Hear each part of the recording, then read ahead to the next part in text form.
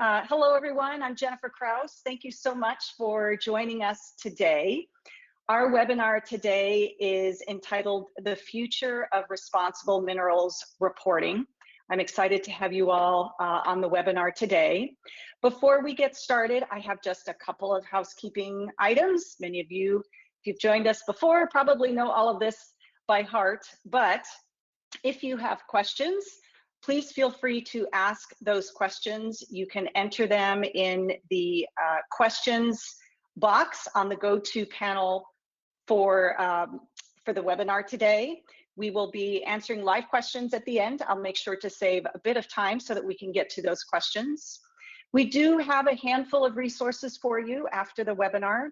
Slides will be emailed to all registrants, as well as a link to the recording of the event. If for some reason we are unable to get to your question today, or you think of something afterwards, please feel free to reach out to us. You can reach us at marketing@sourceintelligence.com.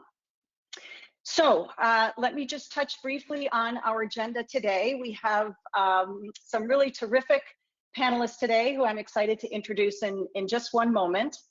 But we'll be speaking specifically on the current state of responsible minerals reporting. We will also address the importance of mineral reporting templates, and we will talk about the sustainable management of responsible minerals reporting. We'll finish up with some final thoughts, and as I mentioned beforehand, some time to answer your questions as well. So, without any further ado, let me take a moment to introduce our panelists. We have with us today Jackie Matarang.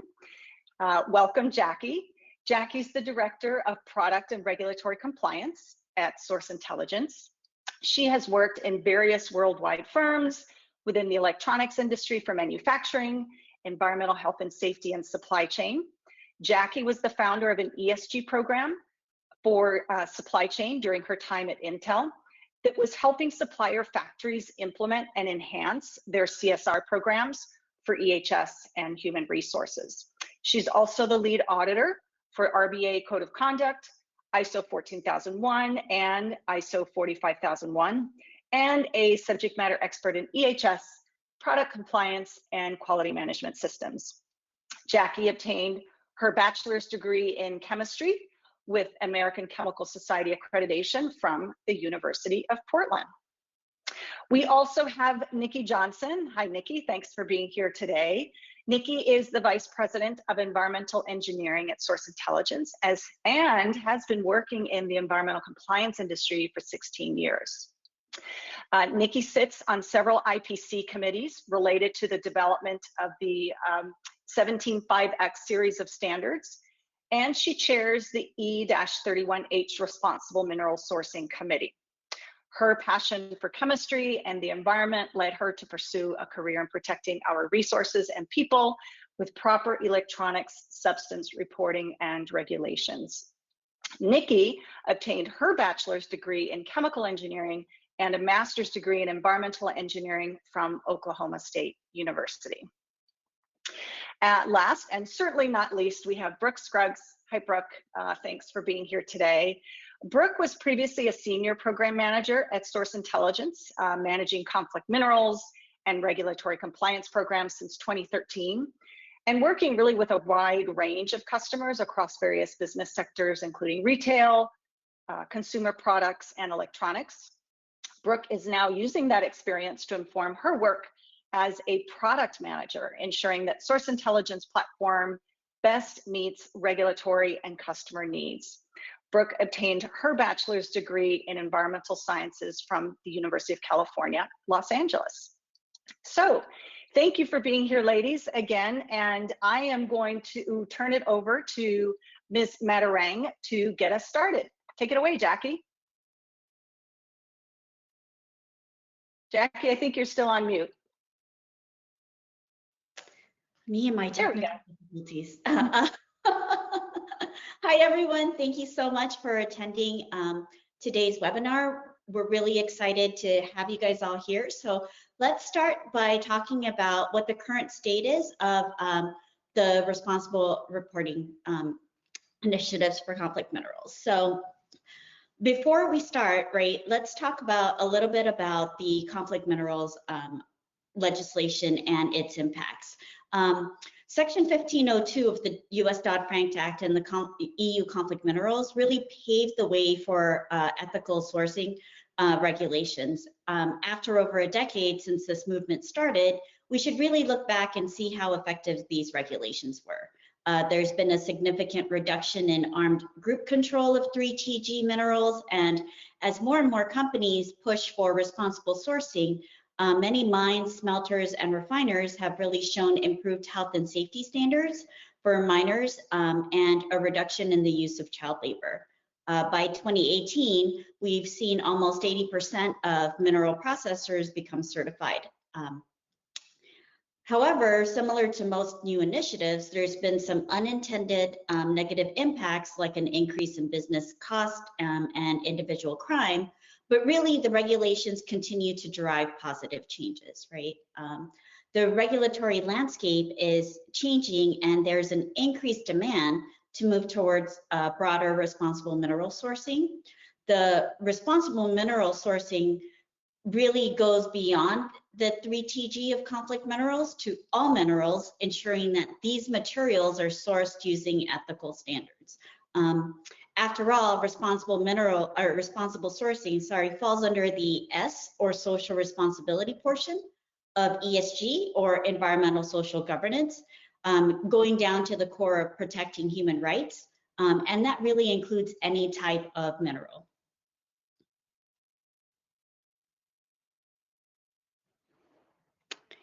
So before we go further, let's do a high-level look into the history of conflict minerals and discuss the broader responsible mineral sourcing topic. As the demand for tin, tungsten, tantalum, and gold increased, so did the awareness and revelation that these minerals were being sourced from the Democratic Republic of Congo, or DRC, and these minerals really helped to fund and sustain the armed violence that's prevalent in that region. So since the early 2000s, the United Nations has been pushing different initiatives to reduce the illegal exploitation of natural resources in the DRC. In 2010, the US government passed Section 1502 of the US Dodd-Frank Act, making it necessary for companies to trace and disclose the sources of their minerals. So the Responsible Minerals Initiative, or RMI, created the CMRT as the standardized template to exchange information on smelter sources for 3TG materials. Later, as we move down the timeline, the OECD and the UN endorsed guidelines for responsible supply chains of minerals from CARAs or conflict-affected high-risk areas, responsible business conduct, and business and human rights. So these documents really highlighted areas besides the DRC and expanded the scope of conflict minerals beyond the regulated 3TG. Around that time frame, RMI co-created the RMAP with Jesse as the process to certify mineral processors. In 2018 and 2020, RMI released the CRT and MRT, similar to the CMRT, to gather data for Cobalt and Mica. Nikki will explain a little bit more about the CRT and MRT later, but Cobalt and Mica were prioritized over other minerals due in large part to a significant increase in demand for these materials. So cobalt's used in super alloys for turbines, as the chemical catalyst in the chemical and petroleum industries, in paints, medical treatment, and even in the food industry to prevent spoilage and control pests. However, cobalt's most popular use is in batteries and other magnetic applications. Mica is really a group of 37 phyllosilicates that are very versatile. They can be found in applications such as gauge glass for heaters, microwaves where high heat insulation is necessary, dielectrics, oxygen breathing equipment, fertilizers, rubber, and even laminate countertops. So Mica is sourced from many small artisanal mines that are normally associated with very hazardous work conditions and minimal health and safety protection. In 2020, RAND Europe and the EU Commission published the CARA list, identifying areas beyond the DRC where concerns with human rights violations are prominent. This list was essential, and one of the key differences between the EU conflict minerals legislation, which became effective in 2021, and the US Dodd-Frank Act, where the DRC was the main focus. So, besides the EU CM regulation, 2021 was significant for other guidance documents and standards issued by the RMI for cobalt sourcing and supply chain due diligence for all minerals.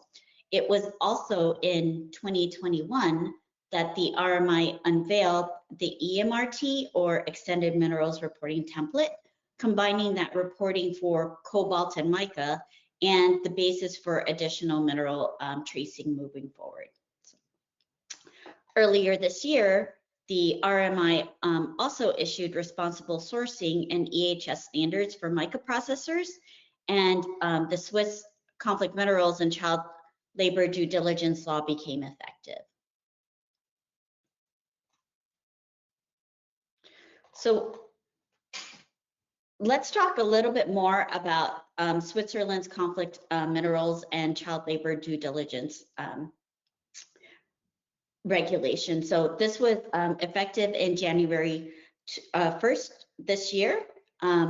And it really is just the most recent direct law for conflict minerals, right? It requires companies to place verbiage for responsible sourcing within their supplier contracts, trace the source of minerals, and ensure there's no child labor within their supply chains for their products. It's really anticipated that more countries will be implementing regulations specifically for conflict minerals. However, current legislation such as the Australia Modern Slavery Act, the Netherlands Child Labor Due Diligence Law, and French Duty of Vigilance Law are among those that don't spell out specifically minerals like 3TG, but still include responsible mineral sourcing. They require transparency in material sourcing, as well as identifying and correcting areas where child labor, human trafficking, and forced labor are or could be present within one's operations and suppliers. The regulations mandate companies operating in these countries to look at their entire supply chains, including service suppliers and warehouses, and create measurable goals and timelines as part of that continuous improvement requirement of a due diligence process. There are still other regulations that are more specific and indirectly apply to responsible mineral sourcing. For example, the recently enacted US Uyghur Forced Labor Prevention Act, or UFLPA, prohibits goods made wholly or in part with forced labor from Xinjiang, China to enter the US border, or as an extension of the USMCA agreement, any of the other North American neighboring countries. This is important to note since Xinjiang is very mineral rich and has one of the largest gold mines in the world. Similarly, sanctions on Russia will prevent minerals from that area from entering many countries. This means that any products that really contain materials from these areas, such as the cobalt from Russia or gold and mica from China, will not be able to be sold globally. Companies must account for the interlinkages with these regulations to continue to do business worldwide.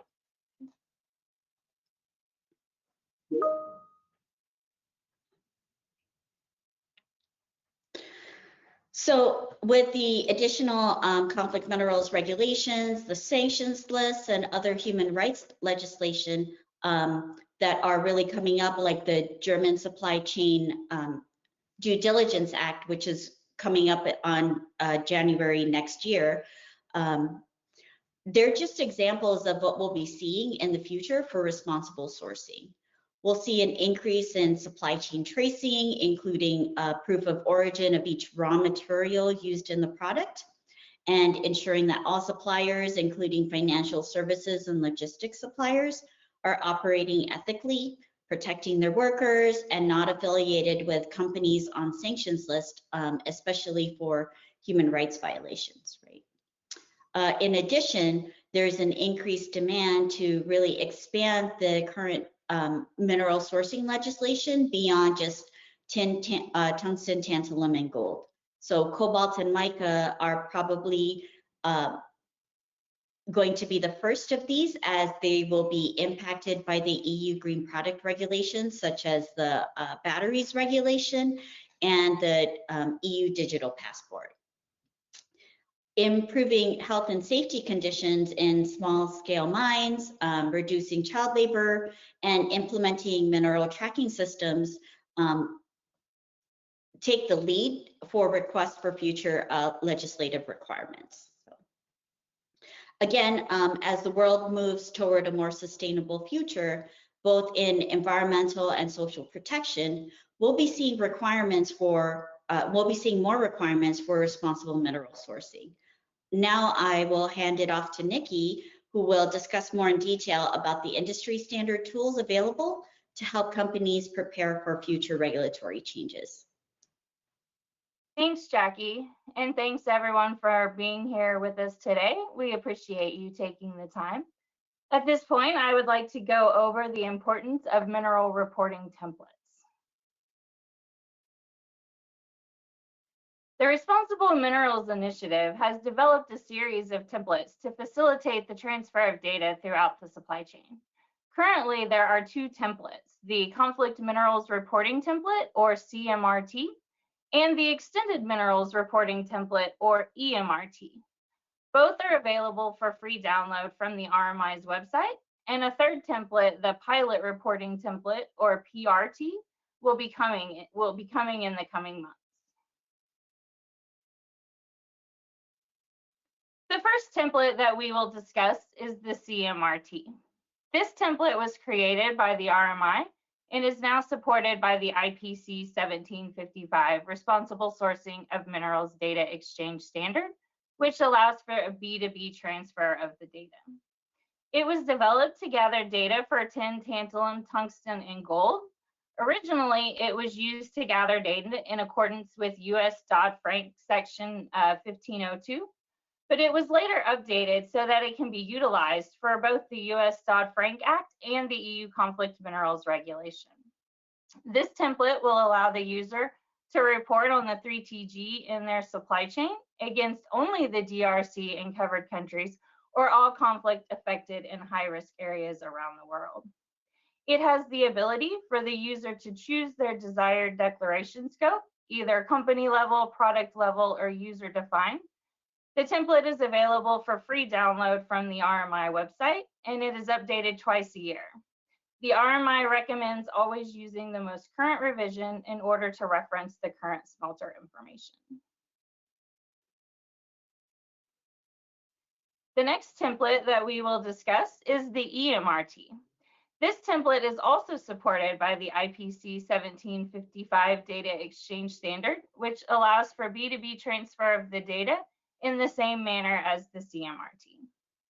It was developed to replace the existing Cobalt Reporting Template, or CRT, and the Mica Reporting Template, or MRT, which both had previously been used to track the use of cobalt and mica in the supply chain.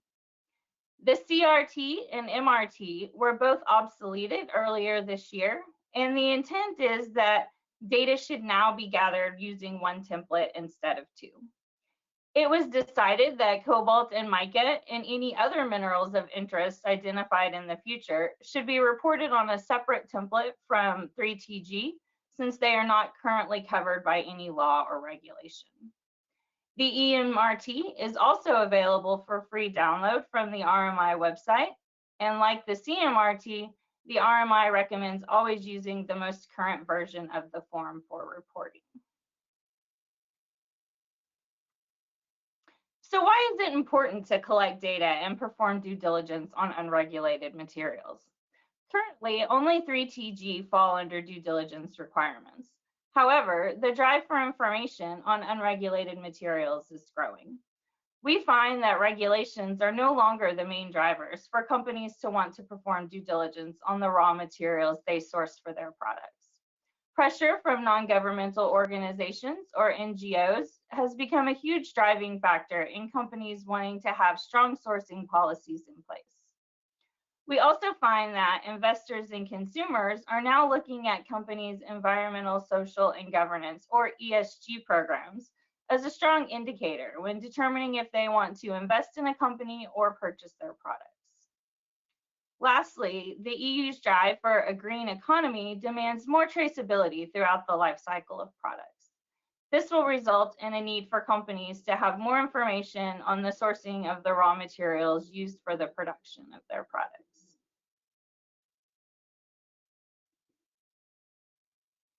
So why were cobalt and mica selected as the first non-regulated minerals to track?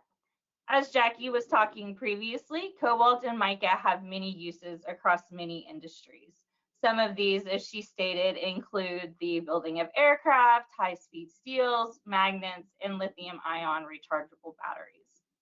As the need for electronic vehicles grows, so will the need for cobalt. It is estimated that 70% of cobalt is mined in the Democratic of the Congo, and it is estimated that 35,000 child laborers work in DRC cobalt mines.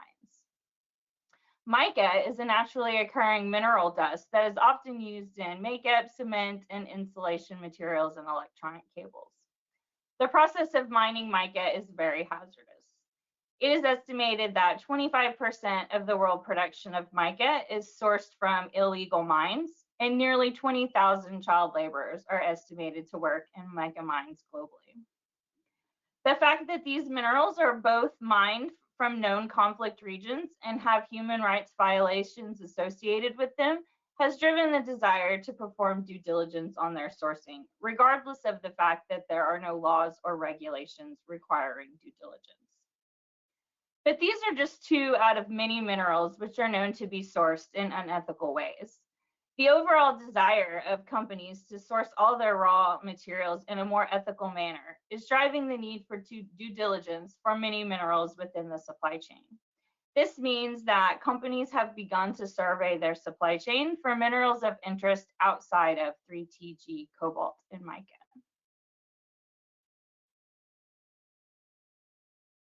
Which leads us to the last template that we will discuss today. The PRT is a template which will soon be available from RMI. This template is still under development and it will not be supported by the IPC 1755 data exchange standard and thus will have no B2B reporting capabilities. The PRT will be a mineral agnostic template, allowing the user to request data from their supply chain on any minerals which are of interest to their organization. Although the template is mineral agnostic, 4 minerals will be included on the template as a starting suggestion. These are copper, aluminum, nickel, and lithium. However, there is no requirement to select these minerals for due diligence. The template will allow the user to populate up to 10 minerals for investigation. The intent of the PRT is to identify the minerals of most interest and eventually include those on the EMRT. The PRT will not include a smelter reference list, but instead will be used to begin to identify the applicable smelters, processors, and refiners for each mineral of interest. Once a mineral is moved from the PRT to the EMRT, reference lists will be provided. The PRT is anticipated to be released on October 14th, 2022. So why is the PRT being developed? The RMI felt the need to develop the PRT as a result of many companies within the supply chain creating their own templates to gather due diligence information for minerals of interest outside of 3TG, cobalt, and mica. Based on the experience of gathering compliance data throughout the supply chain for years, industry is aware of the supplier fatigue which is created when suppliers are expected to populate different templates for many of their customers. This drove the need for developing a mineral agnostic template, which would allow one template to be used regardless of the minerals of concern for a company. In February 2022, RMI conducted a member sensing survey to determine the minerals which currently have the highest pinch points within the supply chain and included these on the template. The intention, as stated previously, is to identify additional minerals to add to the EMRT and to begin to collect the data required to create the known and compliant smelter lists for those identified minerals. So what type of data is being collected on the RMI mineral templates? Although they all have different mineral scopes, they all collect the same type of due diligence information. This includes whether or not the minerals are used and a list of smelters for each mineral. It is important to note that the RMI uses the term smelter, refiner, and processor interchangeably throughout the templates. This allows for easier language when mixing minerals with different processes on the same template. The template also includes the smelter locations and oftentimes the locations of their mines. RMI assigns each known smelter with a smelter identification number, which is then used to track the status of that smelter. All known smelter lists and their statuses are available at any time on the RMI website.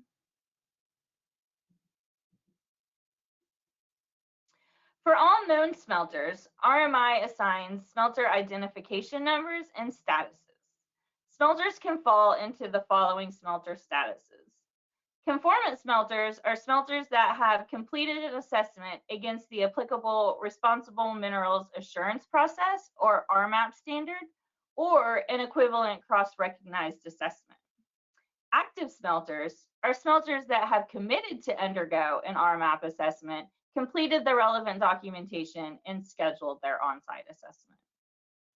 Eligible smelters are smelters which are eligible to complete an assessment, however, they have not begun the process. And lastly, non-conformant smelters are smelters who do not conform with the RMAP or an equivalent cross-recognized assessment. Once a company has used the applicable templates to perform due diligence on their supply chain, they will have identified a list of smelters within their supply chain. By reviewing the smelter statuses assigned by the RMI, they can further analyze the risk within their supply chain and work with eligible and non-conformant smelters to become conformant.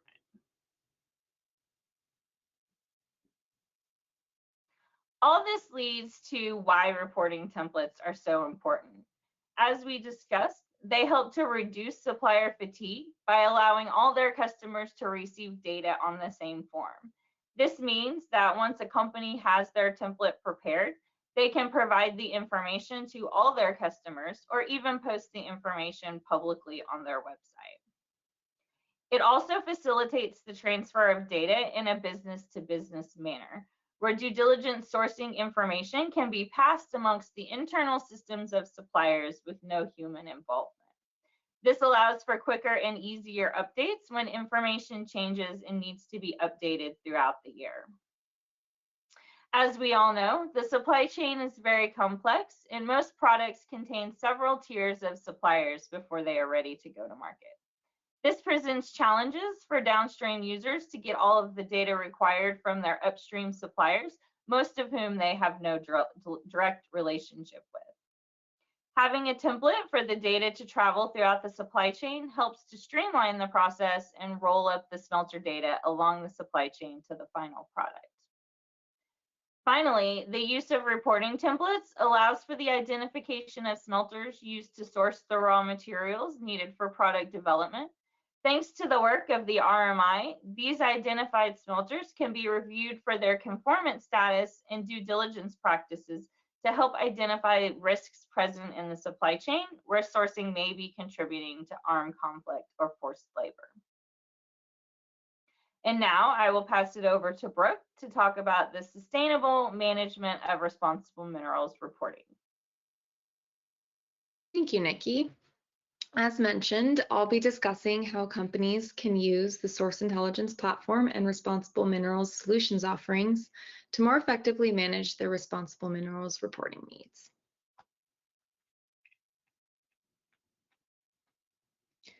First, I'll start by covering some of the roadblocks companies face in managing their minerals programs in-house. These challenges include things such as an inability to devote full-time resources to the data collection and data review processes, including the work required to verify responses and ensure quality information is received, difficulty extracting collected information from the individual file format it's received in, a lack of in-house regulatory expertise, and difficulty collecting supplier responses. Minerals reporting programs rely heavily on data collection from the upstream supply chain. Most companies do not have full-time resources or teams they can devote solely to the outreach, data collection, and quality assurance processes. These processes can be manual and time-intensive unless your company can devote resources to building automation into the process.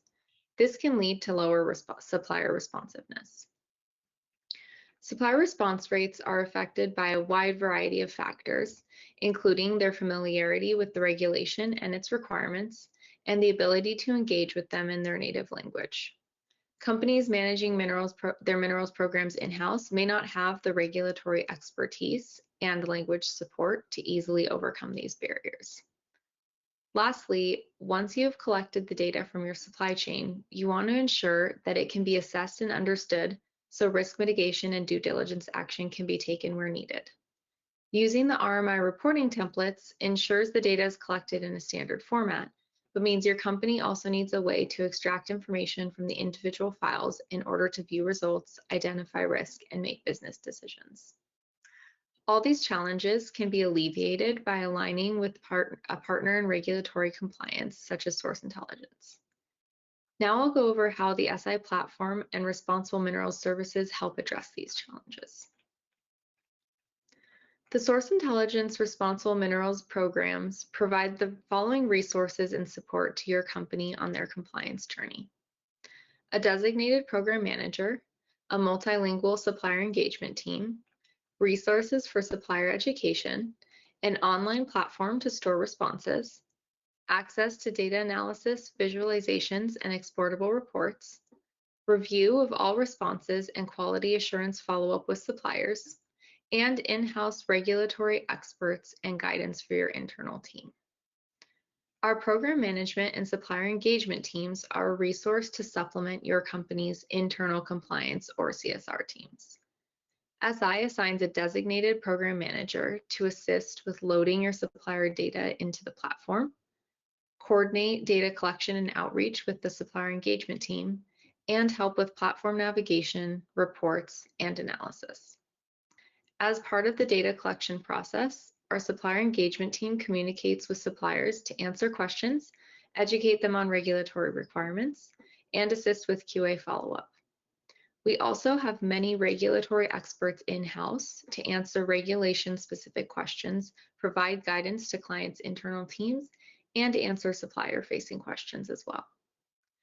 Additionally, our online platform provides many benefits, including easy access to collected data, built-in response review and quality assurance, and exportable reports for companies to use internally and externally. Another valuable feature is our ability to store and apply supplier response data across companies. One of the biggest barriers to high supplier response rates is supplier fatigue from all the regulatory requests they receive. Source Intelligence leverages the company-level publicly available template responses we've received from suppliers where applicable. This enables suppliers to more easily distribute their minerals information by allowing them to provide a file once and fulfill requests from multiple companies.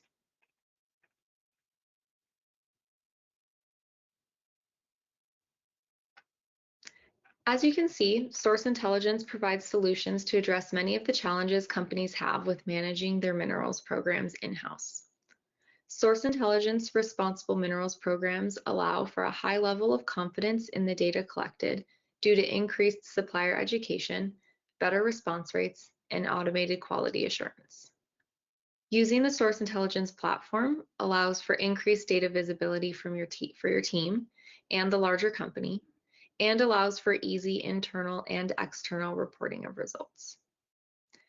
SI's quality assurance process reviews supplier template responses for discrepancies and assesses the accuracy of the smelter or processor data provided.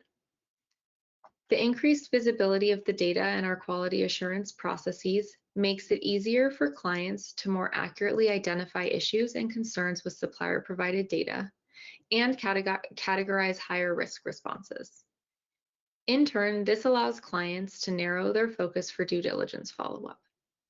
Identifying a narrower list of suppliers requiring due diligence outreach enables companies to manage the process more effectively and thoroughly. Lastly, our platform has the flexibility to adapt to regulatory changes. While we currently support conflict minerals reporting programs for both the US and EU conflict minerals regulations and extended minerals reporting programs, we have the ability to update our platform to accept new reporting templates that are released going forward, such as the pilot reporting template. And our internal processes are mineral agnostic. This means we can evolve to support new minerals in our platform and can leverage our existing internal processes to manage those programs as the need arises.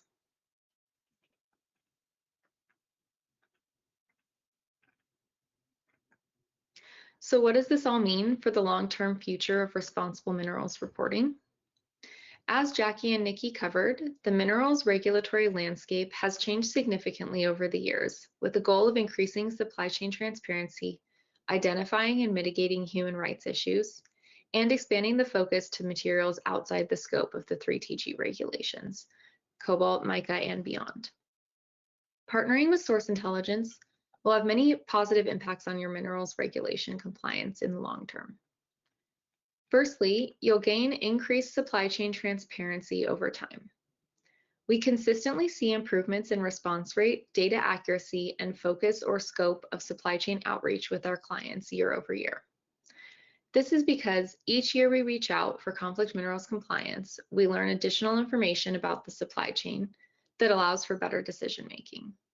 We expect to see similar patterns and trends for other minerals and materials like mica and cobalt going forward. Additionally, consistently asking your supply chain for minerals compliance information on a regular basis shows a commitment to regulatory compliance, which in turn helps ensure they are committed to collecting the same information from their supply chain. If they understand there are consequences for non-compliance or not providing data, they are more likely to prioritize the requests. Secondly, you'll have a continual ability to assess risk in your supply chain for your existing programs and even against other regulations or risk factors. For example, data collected for US conflict minerals compliance can be assessed against risk for EU identified conflict affected high-risk areas. And increasing transparency in your supply chain can help bring things such as sanctions or human rights violation risks to light. And because of the adaptability of our platform, as reporting templates change and new minerals are added, you'll be able to easily add these new materials to your programs. Lastly, existing programs can help inform which suppliers are in scope for other minerals or materials requests. As part of the scoping process, companies need to assess their products to determine likelihood of the relevant materials being present in the products.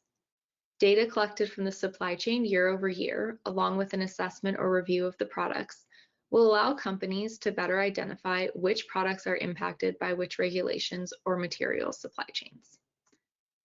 Now I'll hand things back to Jennifer for some final thoughts.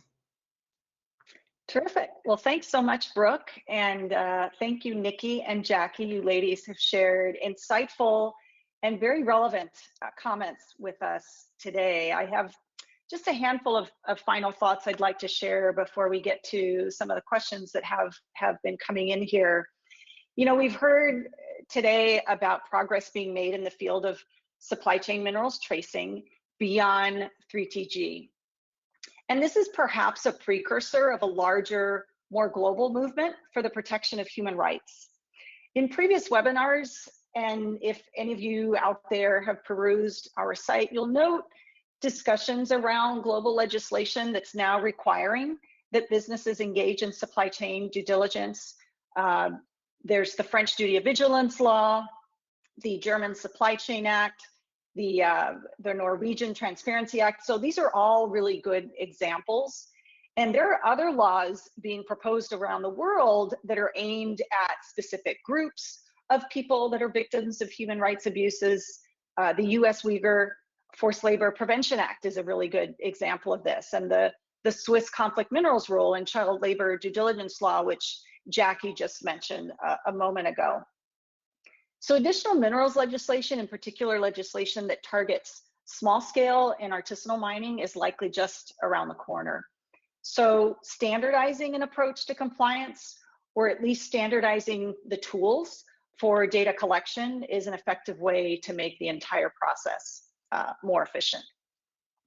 We've identified how the use of standardized tools and automation can reduce supplier fatigue, streamline the supply chain tracing process, and frankly, just improve data validity.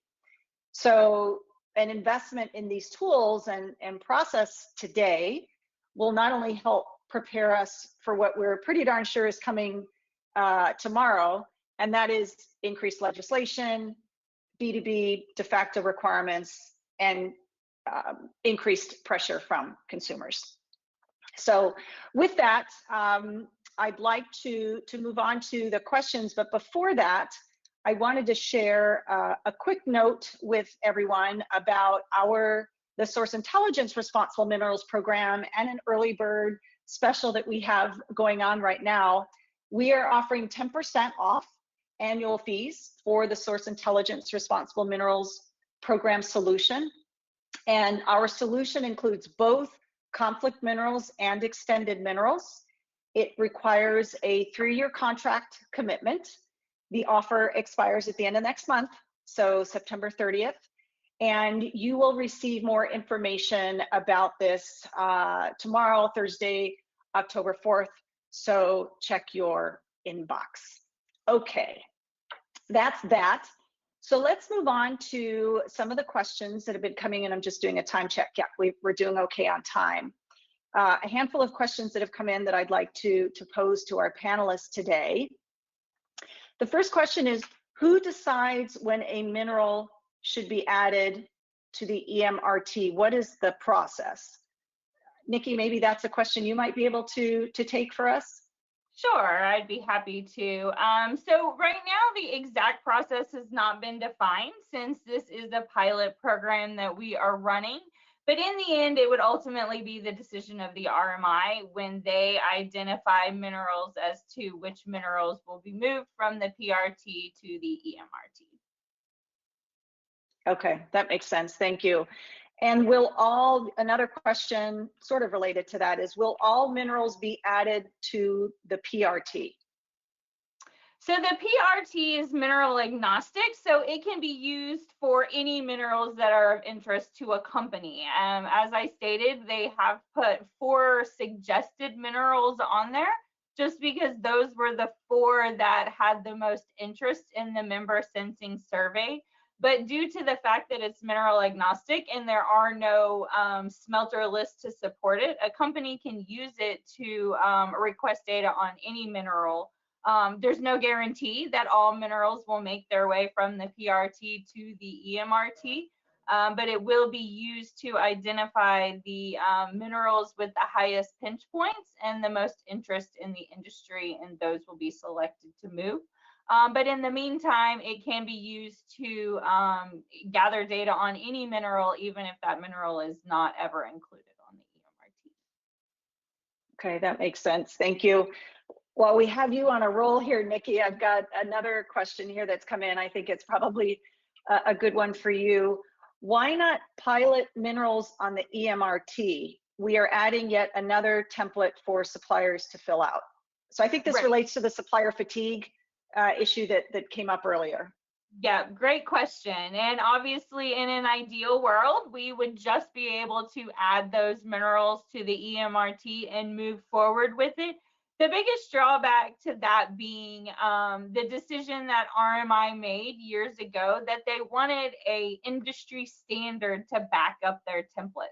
So although the RMI does produce the CMRT, the EMRT, and the PMRT, the PRT, they are directly connected, the CMRT and the EMRT, to the IPC 1755 data exchange standard, which means one cannot be updated without updating the other. So in order to add new minerals to the EMRT, that means that the IPC 1755 also has to be revised in order to include those minerals. And at a minimum, I would say the process to revise an IPC standard is at least a year. A year is to get it done fairly quickly. It takes us quite a bit of time to run it through the standards development process, and we needed a template today. Companies are already creating their own templates and putting their templates out there, and so industry did not have a year to wait in order for the 1755 to be updated to include additional minerals. So that's why the decision was made to create this pilot reporting template and to have it live completely separately from the IPC standard, so that changes can be made to it without going through that IPC revision process. Now we are going to begin revising that IPC standard to remove the mineral lists and question lists outside of the standard itself, so that in the future, as we look to add new minerals to the EMRT, we will not have to go through that long revision process, and we will instead just be able to update the appendices that help support that standard.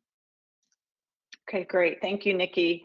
We have another question here about silica. Do you see minerals reports to be expanded to include silica from China, specifically from Western China, or for the reporting requirements for commodities such as cotton from Western China? So that one I'll kind of open up to any of the panelists that would like to address that particular question. I'll take that. I'll take the first stab at it anyway. Sure. So currently, right now, the minerals reporting includes only cobalt and mica, right, through the EMRT, but that's not a requirement beyond just the 3TG. So other minerals like silica from China and things like that, those aren't really yet on any regulatory list. However, as I did mention previously, those are still impacted by other regulations such as the Uyghur Forced Labor Prevention Act. So while it may not be required by the RMI or going through some kind of industry standard reporting template, you will still need to be able to trace where any of your materials, whether it be silica, cotton, 3TG, right? Any of those need to, you'll need to understand where those sources are coming from regardless. So I hope that addresses that question. Yeah, thank you, Jackie. What constitutes an illegal mine? Straight to the point question. Any thoughts on that?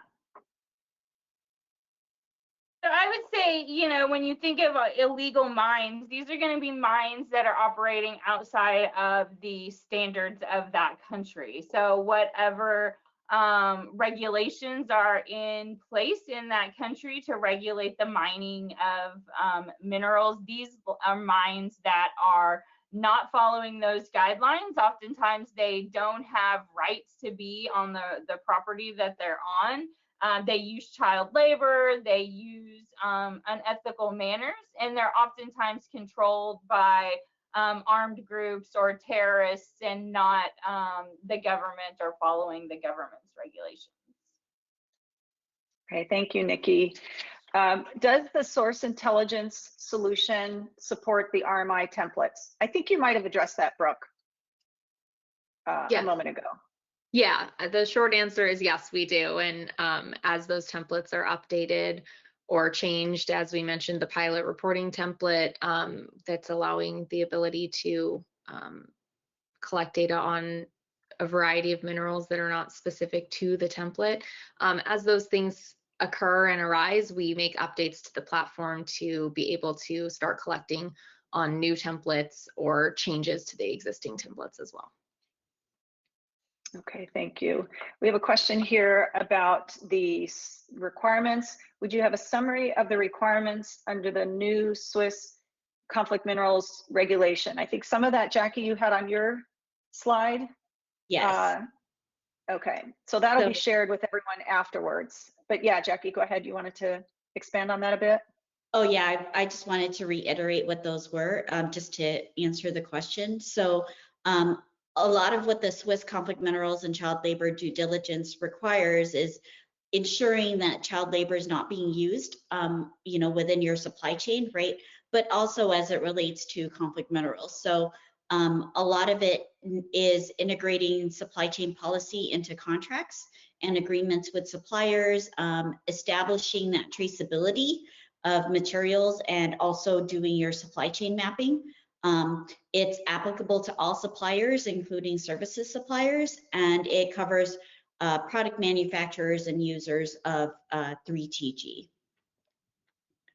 Terrific. Thank you, Jackie. I appreciate that summary. Got another question that's come in about greenwashing. How can data collected be verified if greenwashing is suspected?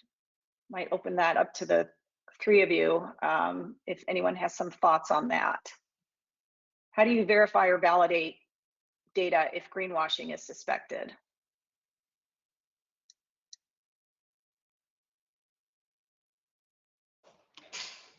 I can take an initial stab at a response. I think the first thing that I would say is applies more to when you do receive data that's concerning risky information, et cetera. We do see a tendency for companies to react with the request or concern to immediately remove that information, you know, get rid of this smelter, get rid of this from the supply chain, but without the proper kind of due diligence or process oriented perspective of it will take, this data is historical information we're collecting for the year that's already happened. So it's not always feasible or realistic for companies to immediately remove a supplier from their supply chain, or a smelter from their supply chain. They need to take steps that will then, going forward, remove that. So one thing I would definitely recommend just for everyone collectively is try to minimize your requests to the supply chain to immediately resolve issues that come up, because these things do take time. As we know, there's tracing in the supply chain going back, you know, multiple tiers, and that does, I think, create a tendency for companies to be inclined to just immediately remove something from their information, which I guess would qualify as greenwashing in this instance, rather than taking the true steps to make sure it's no longer in their supply chain. In terms of what you can do to verify information, that's a little more complex, but I have seen companies do outreach to their supply chain to ask for supporting information for the data that they've provided, or even just request information around the processes that they follow, their policies on conflict minerals data collection, et cetera, to ensure that they're following the process in a way that will ensure data is collected effectively. Terrific, Brooke. I appreciate your thoughts on that. I've got one last question. We're at about 5 minutes before the top of the hour. Will future regulations require the use of RMI templates? Anybody have a crystal ball or thoughts on that? Well, I would lead that off to say that no legislation requires the use of an RMI template. The RMI templates are simply out there to facilitate the need to gather the data. What is required is that you follow a nationally recognized standard for due diligence, like the OECD 5-step process. And using the RMI template simply helps you with one of those steps. So I don't see any legislation writing in a requirement to use the RMI templates. It's more driven by the industry. The industry needs templates to provide the data, and as we previously stated, this data, unlike things like rows in reach or material composition, which you may be able to get from your direct supplier, this information has to travel a long way through the supply chain, and the industry has found the only way to do that is by using a standard template. But I would not foresee any legislation making it legally required that you have to get the data on that template. It's simply making your life easier. And I'm all for that. I'm sure most of us are all for making our lives easier. We had one other question that came in, and the question was, what is greenwashing? And I can probably help clarify that. So greenwashing is basically when a company provides false information, fake impression, or misleading information about how environmentally friendly or environmentally sound their products are. So that's what we mean by when we talk about greenwashing, when we use that particular term. So anyway, I just want to thank everyone again for participating and joining us for our webinar today. Thank you, Nikki, Brooke, and Jackie. As always, we've done a few of these together, and I always learn new things, and it's just a pleasure to be in the presence of such great brain power. So a final note to all of you attendees, please fill out our webinar evaluation form. It is completely anonymous. We won't know who you are or from where you stem when you fill this out, but your feedback is valuable to us. It helps us make our webinars better and continuously improve upon our efforts so that we offer more value to you. So with that, you can access the feedback form via the QR code here on the slide. It'll also be available to you when you get a copy of the slide deck. So thanks again, everyone, for joining us. I hope you all have a wonderful rest of your week, and please join us during the next webinar. Thank you. Have a great day, everyone. Bye-bye. Bye. Thanks.